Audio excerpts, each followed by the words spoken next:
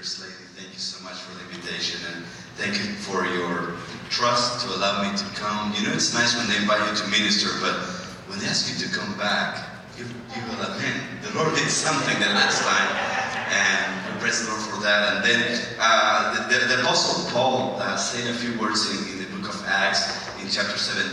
If you remember when he's in Athens, he says, "For him who ordains the allotted time and the boundaries of where someone needs to be." And I'm thankful for the time that the Lord allowed Dr. Tom Murray to serve in California.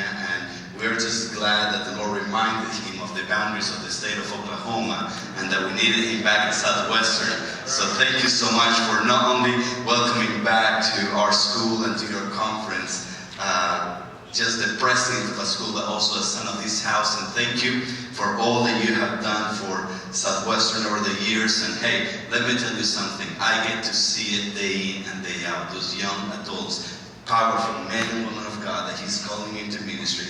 And they're sitting at that school like I was 15 years ago. So thank you for what you're doing for Southwestern. And Dr. Tom, welcome back. And if you'll just indulge me one more second, I have to recognize some members of our missionary family. And about a decade ago, there was a man by the name of Charles Craig who's sitting back there. And Pastor Charles was one of those crazy people that agreed to lay hands upon me and my wife and say, "Go and make disciples to the ends of the earth." So Pastor Charles, thank you for all your years serving in missions. We honor you. We appreciate you for that. So thank you, sir.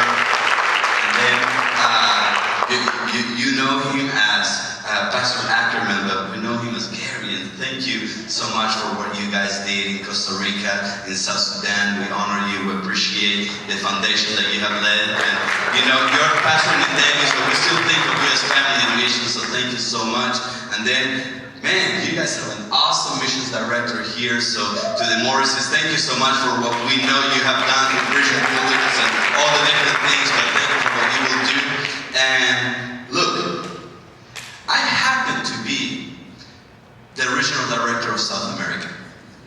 So the pictures that you were seeing, I'm actually whispering to Dr. Tom, "Oh yeah, that's in Ventanilla. Oh yeah, that's actually in, you know, the headquarters. If you're looking out the windows there into Lima, and that's the church in Elio." And look, you know what the problem I have right now is that the fields are too wide.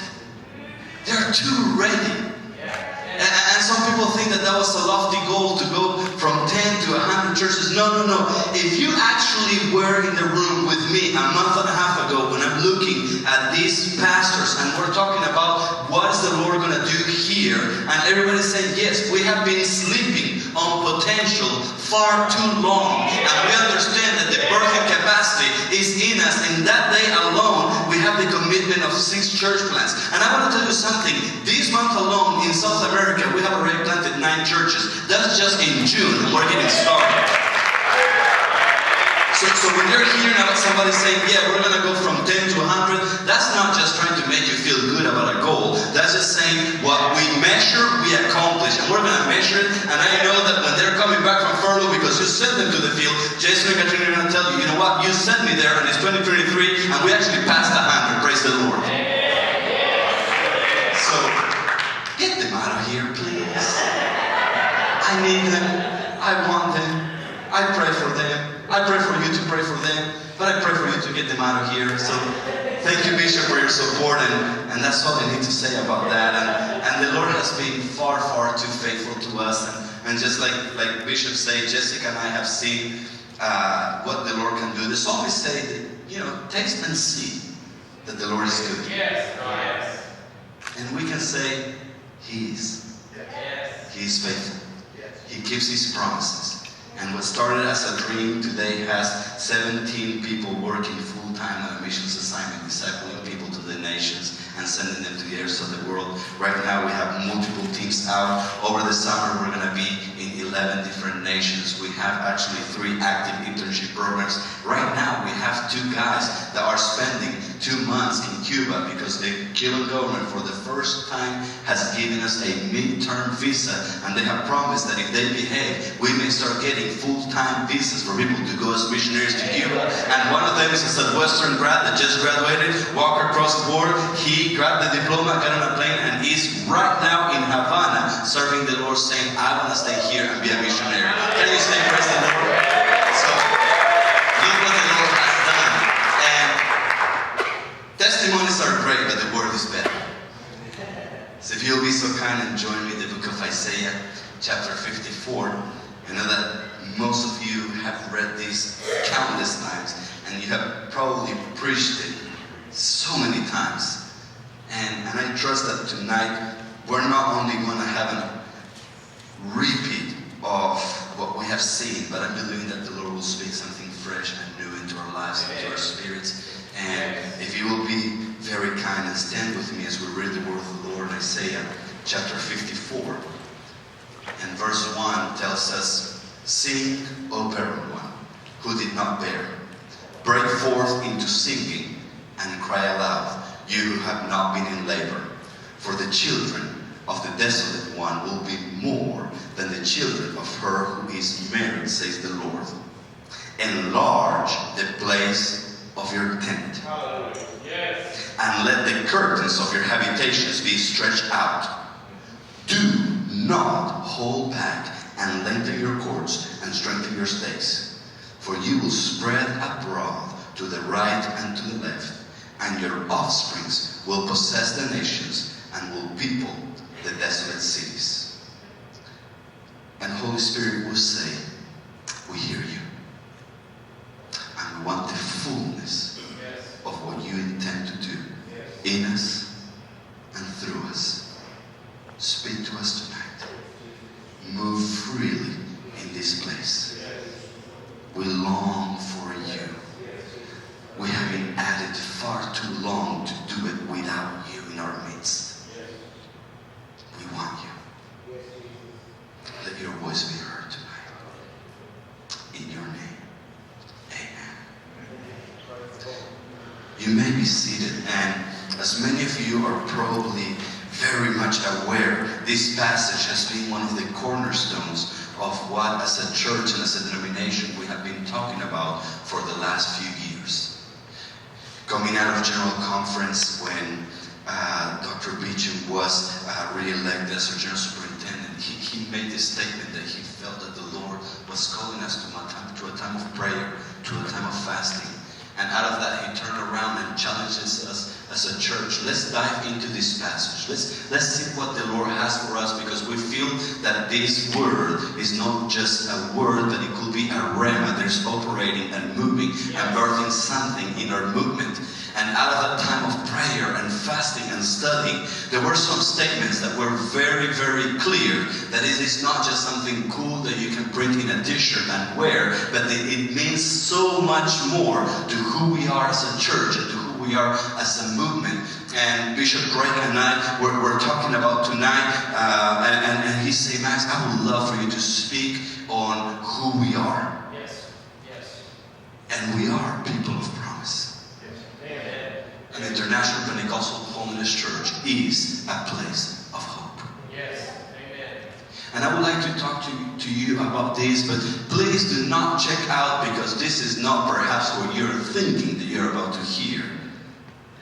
But the Lord has spoken some things into my heart that I think we have to hear. And there are some seeds that He wants to plant in so many of your hearts here in New Horizons Conference in the middle of June in 2019 for your life and for your congregation and for your ministry, wherever the Lord takes you, as people of promise and as a place of hope. Amen. Amen. And hope begins with brokenness many times. Yes. And hope begins with sometimes moments of despair and moments of confusion and moments when you realize that what I thought was going to be is not what it turned out to be. And hope begins many times with understanding that I am at the bottom, and I have tried, and I have done it, and I have worked, and I have ran, and I have just hustled and hustled and hustled, and nothing is coming out of it. If you know how that feels, perhaps you can relate to this barren woman. Because you need to understand that the prophet Isaiah is is not talking to someone that is on the top of the mountain right now.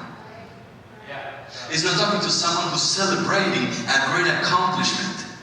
You have to understand that it is not talking to someone who has all of the numbers and all of the resources and all of the stuff to be able to display, I am a story of success.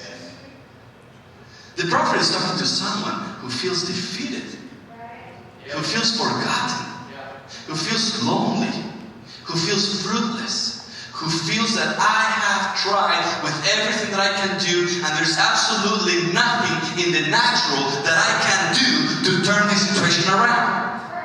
Yes. Yes. And in this place of despair, in this place of desolation, the Lord gives an invitation to turn it into a place of adoration. A place of celebration. A place of recognizing that right there in the midnight hour, you can sing. Amen. Because to the defeated, to the broken, to the lonely, to the forgotten, to the barren one, the Lord says, sing. Yes. Sing. Yes. It doesn't look like it, but sing. Yes. You don't feel like it, but sing. You may think that you're forgotten, you're alone, but sing. Nothing has changed about your circumstances, but sing.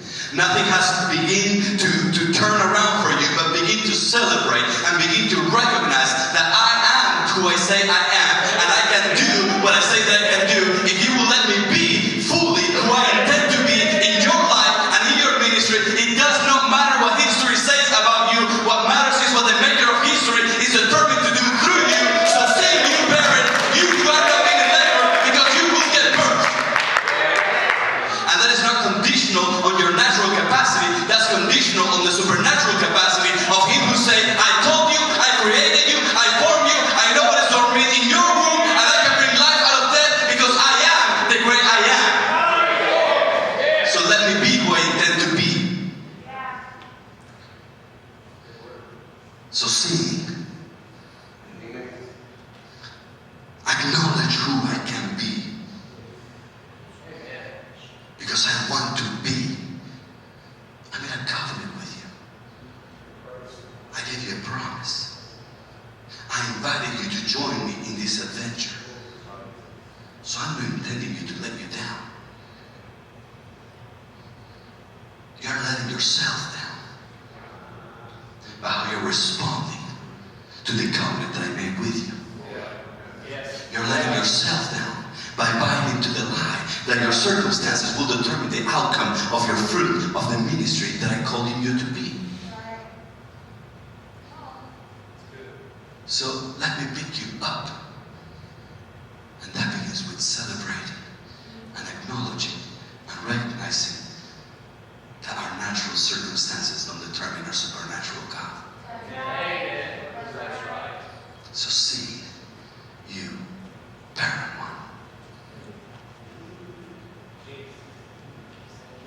Because I'm speaking to you. And I'm speaking to your womb. And I'm speaking to the capacity that you have to give birth to something new. Yes. Amen. Yes. And there are some of us that sometimes will feel like, I am far too old. Well, go tell that to Sarah. And some of us say, well, I am too tired. Well, then you go tell that to Caleb. Yeah. Yes. Amen. Because God is not limited by what we think are barriers for you. That's right. That's right. God's only limited by the barriers that we put in front of Him. Yeah. So sing. Change the way you are looking at your circumstances. Don't continue to dwell in a place of desolation. Turn it into a place of adoration. Turn this brokenness into hope. Yes. Yes. And that's what it means to be people of promise. Because we're not governed by our circumstances. Because we're not governed by the outlook of what the natural resources say that it will happen. Because we're not governed by what we have determined is measurable and achievable. We are governed by the promises of a covenant God. And we are governed by the calling that came from up high. And we are governed say in the secret of your life that He will do in the public arena of your life. And we are covered by a promise that He said that this will be a place of hope. And someone who is people of promise knows how to stand on that hope. And I heard someone say somewhere that hope does not disappoint. Amen. So if you are barren, sing. But not just sing. Act. Act. Being people of promise is not determined what I say with my lips, it's determined what I do with my actions. And you have to understand that God is telling someone that is barren, well, I know that you don't have children, and I know that absolutely nothing has changed in the natural, but if you believe that I am who I say I am, and that I can do what I said I can do, you're going to stop acting like a barren woman, and you're going to start acting like a pregnant woman. Yes. And in the year 2017, something interesting happened to my wife and I. Jessica and I had talked about, well, maybe there is time for Noah to understand that he's not the owner of the universe. That's my eldest. And to understand what it means to share your mommy and your daddy with a little son. So we sent a letter to Paris. And then the letter came back from Paris. And we were sitting at the doctor's office. And you have to understand, we have talked, and we think that we're going to have to, maybe some adjustments. But we had already set our lives up for the increase that we thought was coming. We're good. I had a SUV, so, it works, and we had a little bit of room in our house, so it works. And then I'm sitting there at the doctor's office, and I'm looking at the little screen. All moms and dads, the screen that I'm talking about. And I'm a drummer. So things about rhythm catch my attention. And I'm a drummer who had to learn how to play drums with a light metronome. Some of you drummers know there are some that are clicking your ear, and then there are metronomes. There's a light that is right in front of your drums, and it's just giving you the tempo. So I've been trying to follow the light and to respond to the flicker.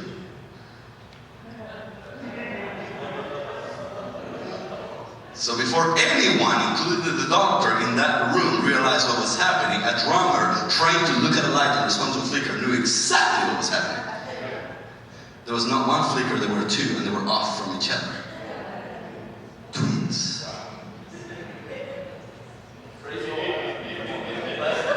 I did not say praise the Lord.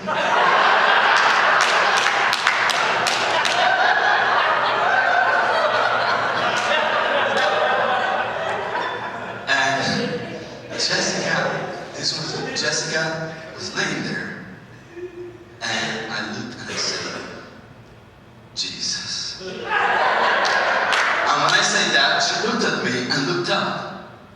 And the technician also looked up. And then the technician turned around and said, congratulations, you're expecting twins. And Jessica looks at me and said, what are we going to do?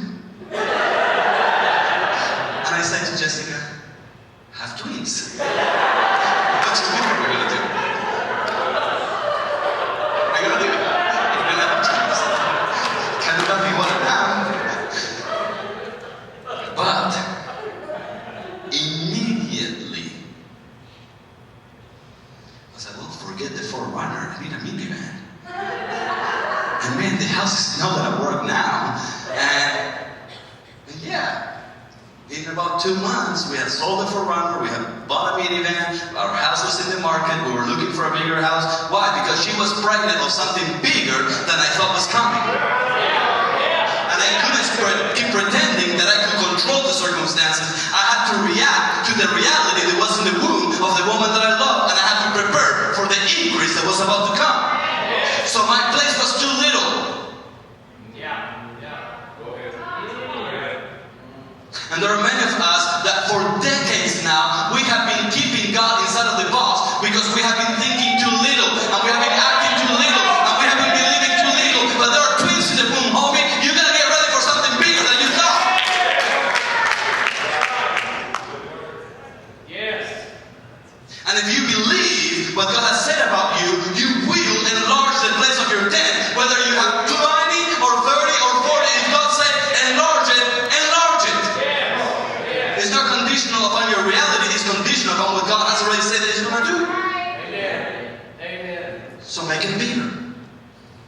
Enlarge the place of your tent. Lengthen your cords. Strengthen your stakes. Because you will increase. Amen. You have to understand that that's an imperative. You will increase. Yeah. But it's an imperative that has a conditional. It follows the subsequent act. And I am not as learned on Hebrew grammar like Professor Heath is, but I do understand a little bit about the placement and the order of some things in the Hebrew grammar. When you look at this passage in Hebrew, it's sequential. This because of this, because of this, because of this, because of this. Yeah. Amen. And some of us are stuck in singing. And you have been singing and celebrating what God has promised you 2 decades ago, and you're still running on the fumes of your singing. Yeah. And you have believed, and you have believed hard, but you have done too little to respond to how loud you're singing. Oh. Yes. And sometimes we have to stop the music and start working.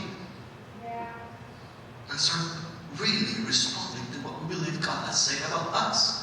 Amen. And who has called you to be. Yeah. That's right. Because when you begin responding with your actions, I heard something along the lines of signs and wonders will follow those who believe. It's not just about believing, it's about beginning to move so there's something that can follow. Yeah. Yes. Yes. Yes. And when you begin to act, God begins to do. So let's talk about barren women. For example, we found one of them in Samuel chapter 1. We find Anna. And you need to understand, she was not someone who did not believe. In fact, she believed. And if you read the passage carefully, she did not just believe, but her husband was giving her a double portion. But she kept looking to the side, and she kept saying, what is it going to be for me? And then she got to the point where she couldn't take it anymore.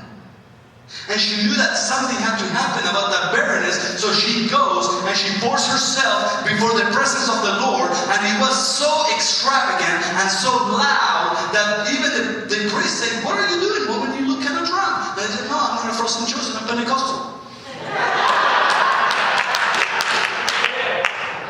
And she pours her heart before the Lord. And what did God do? Moved on her behalf. Yes. Yes. And He answered. But on that altar, she made some promises to God regarding the outcome of that increase. And in that altar, she said to the Lord, Lord, when you do this in my life, I am going to do this and this and this. And then the moment that God brought the increase into her life,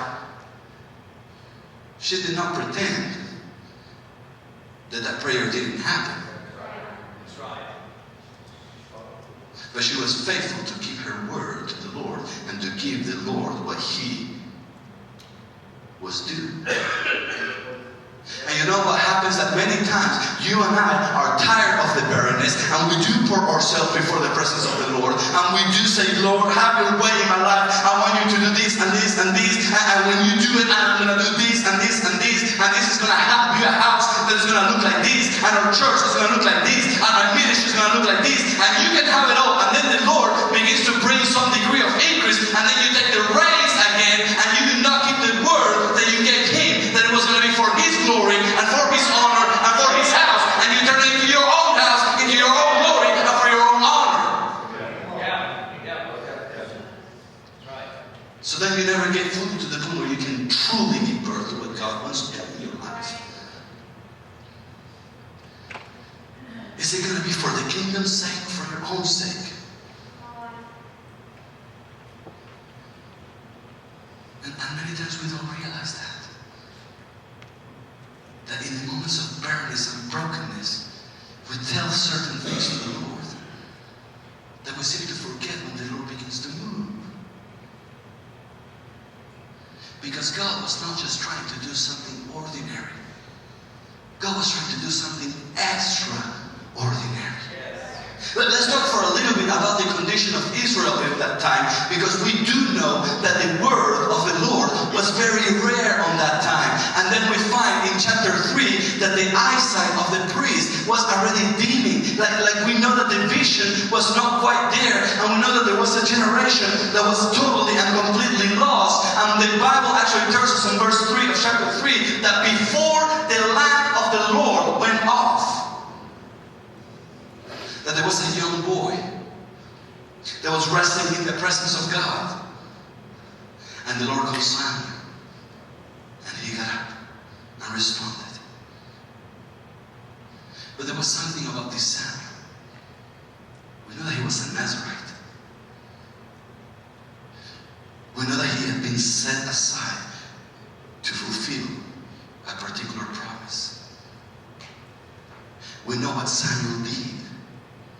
The Lord used him to institute a new order in the kingdom. The Lord used him to anoint the lineage of the Messiah. Wild, radically different. But God used a place of desperation and desolation.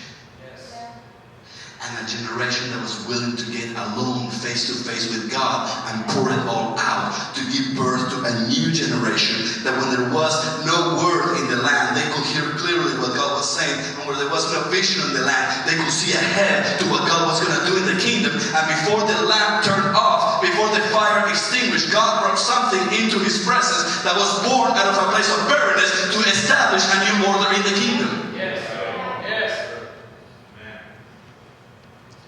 It was in that same holy place that thousands of years later, we have another man. His name was Zechariah. And he was married also to a barren woman.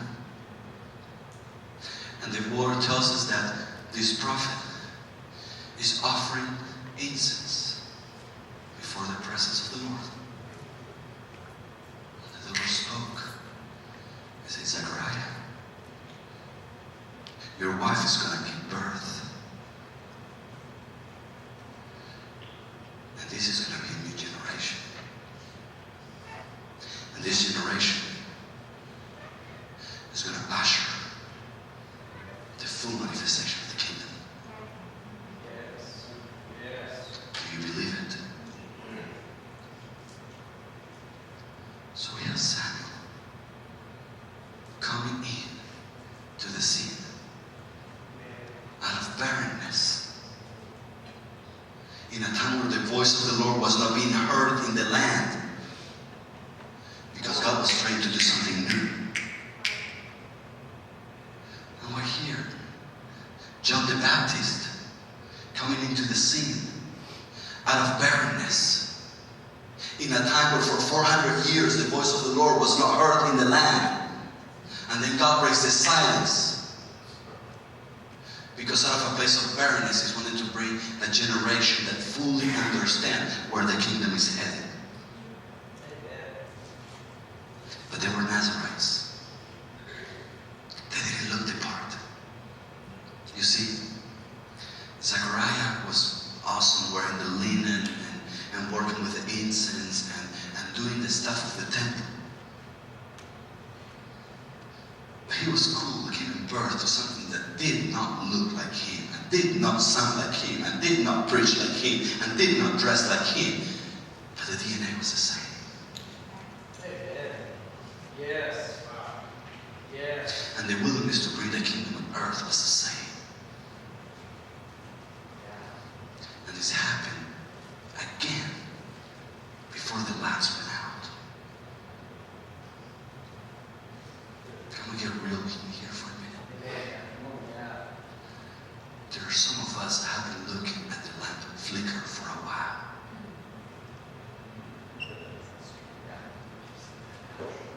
And we know that the oil in a generation is beginning to run a little low. And we have been saying, Lord, where is it? We have been trying to give birth to something. We have been trying to build something. There are some of you that, like Zechariah, are saying, I have spent decade after decade after decade trying to birth something for you, Lord, and now I'm seeing the oil flicker, and who is going to carry it forward? Who is going to do it? Is it really it? Is it really it? Are we going to end here? And the Lord is saying, no, out of the barrenness in your life, I'm trying to do something new, but it will not look the way you think it needs to look. It's going to look the way I established for it to look, and it's going to sound like it needs to sound in this generation, and it's going to declare the kingdom like it will need to be in this generation. Don't try to birth the past, try to birth something new.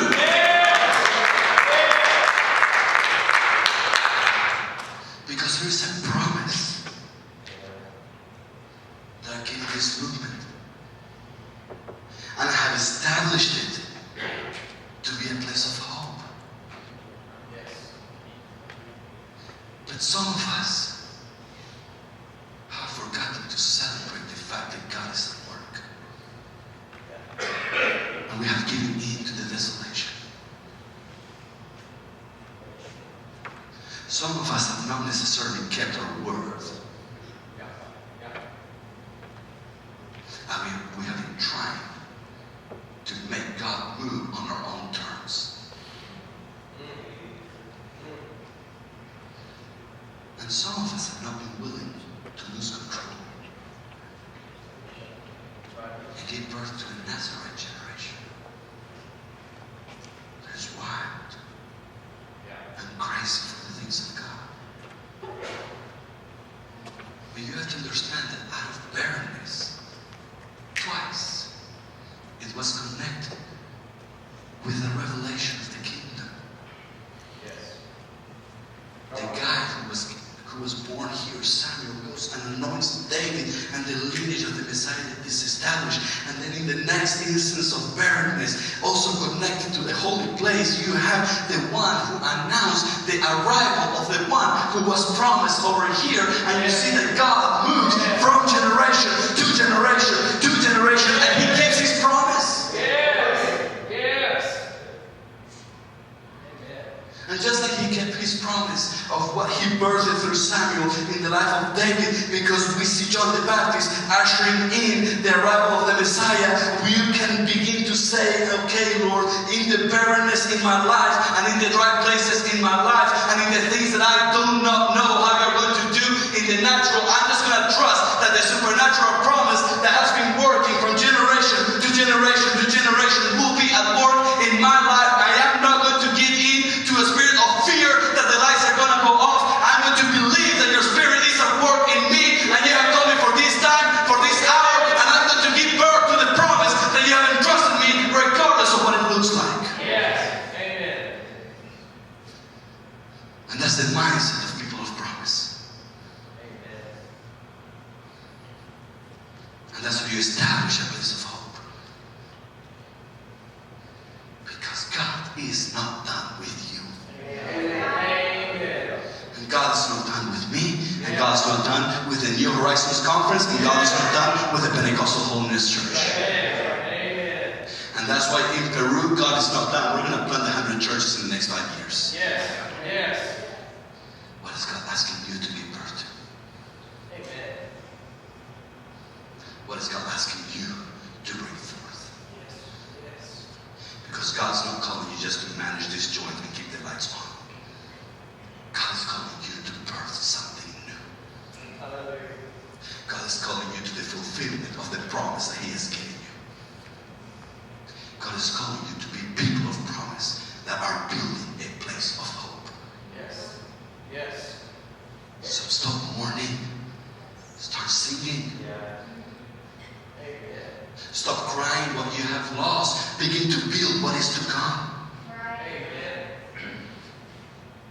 the exciting part for me is to know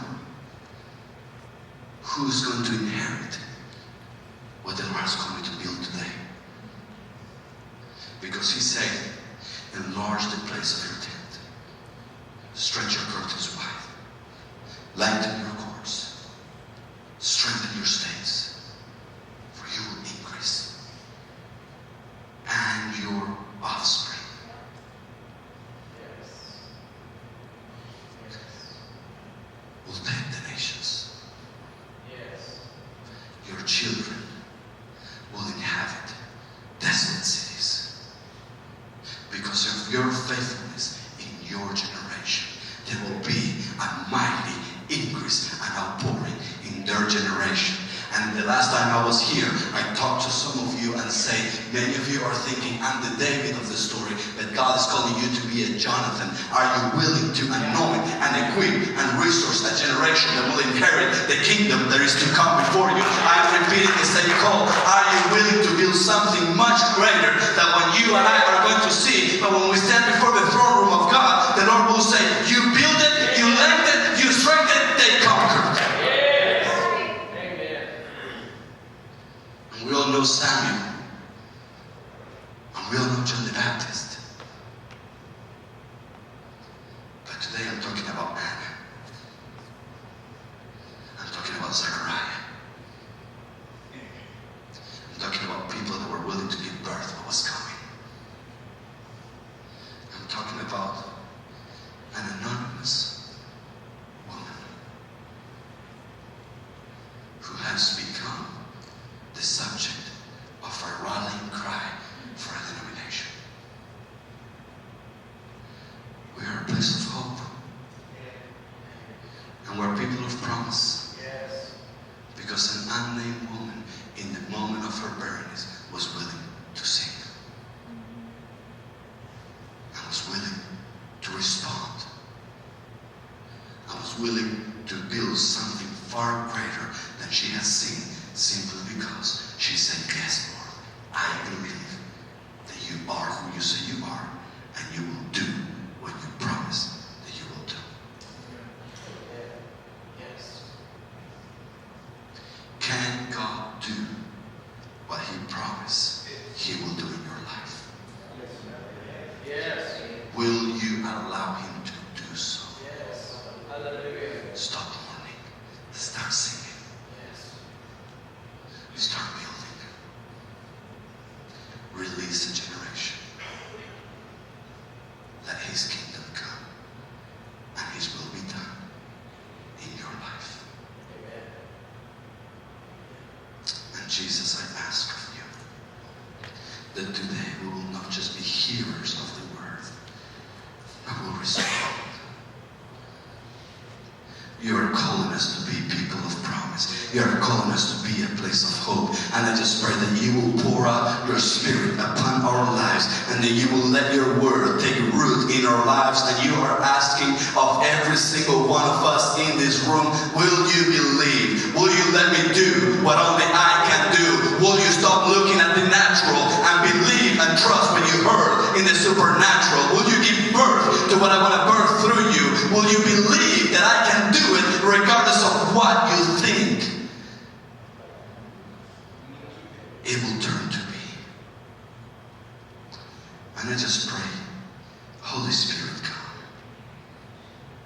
And Lord, I just begin to speak some dead dreams that some pastors have in this room, that they thought that their church will never be able to multiply. Lord, I just begin to pray that you will begin to show them in the supernatural right now what it will look like, where you're sending them, how it's going to happen, that the multiplication will come. Lord, I also pray to some, there are some here that have been fearing the finances of the bottom line of their ministry, and I just believe that you will do what you said you were going to do, and you will bring the increase in their lives as they begin to act in faith, believing the word that you have given them.